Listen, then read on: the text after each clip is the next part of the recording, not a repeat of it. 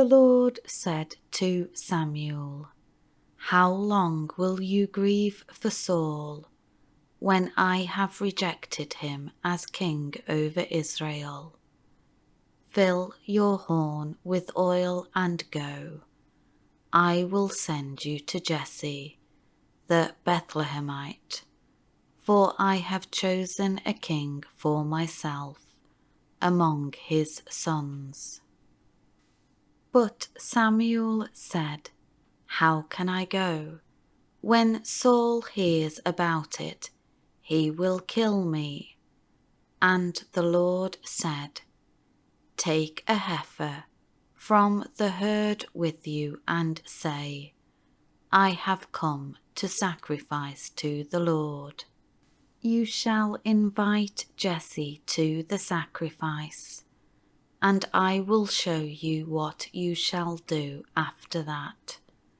And you shall anoint for me the one whom I designate." So Samuel did what the Lord said, and came to Bethlehem. And the elders of the city came trembling to meet him and said, "Do you come in peace?"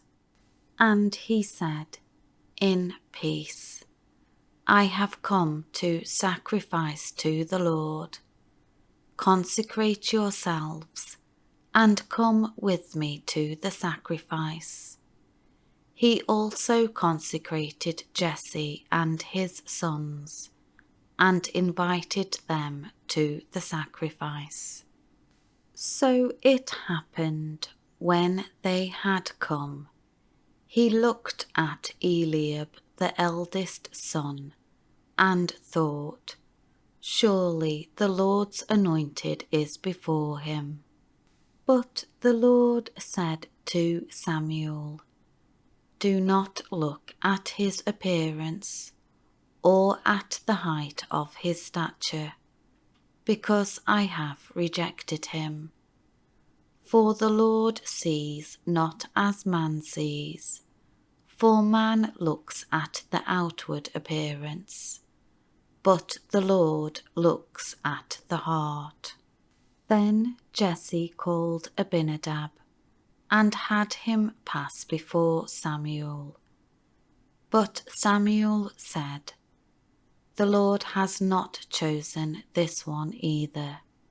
Next Jesse had Shammah pass by, and Samuel said, "The Lord has not chosen him either." Jesse had 7 of his sons pass before Samuel. But Samuel said to Jesse, "The Lord has not chosen any of these."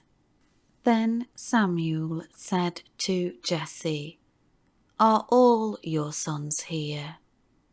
Jesse replied, "There is still one left, the youngest. He is tending the sheep." Samuel said to Jesse, "Send word and bring him, because we will not sit down to eat the sacrificial meal until he comes here." So Jesse sent word and brought him in. Now he had a ruddy complexion, with beautiful eyes and a handsome appearance. The Lord said to Samuel, "Arise, anoint him, for this is he."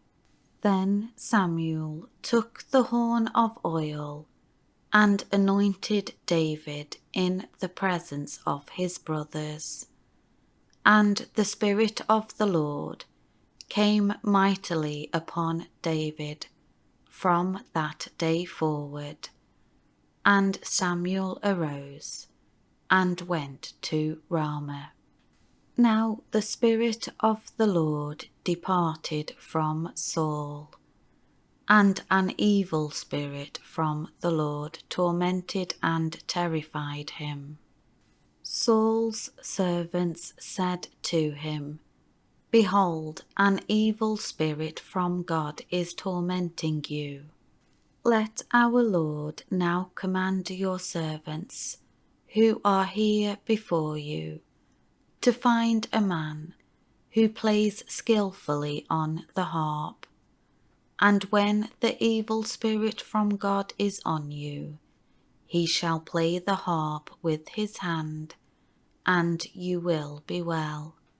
So Saul told his servants, Find me a man who plays well, and bring him to me.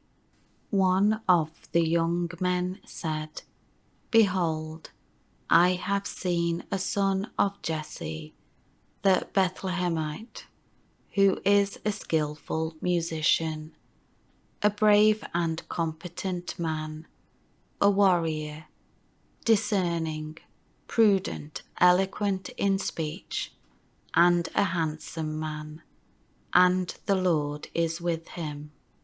So Saul sent messengers to Jesse and said, Send me David your son, who is with the flock. Jesse took a donkey, loaded with bread, and a jug of wine and a young goat, and sent them to Saul with David his son.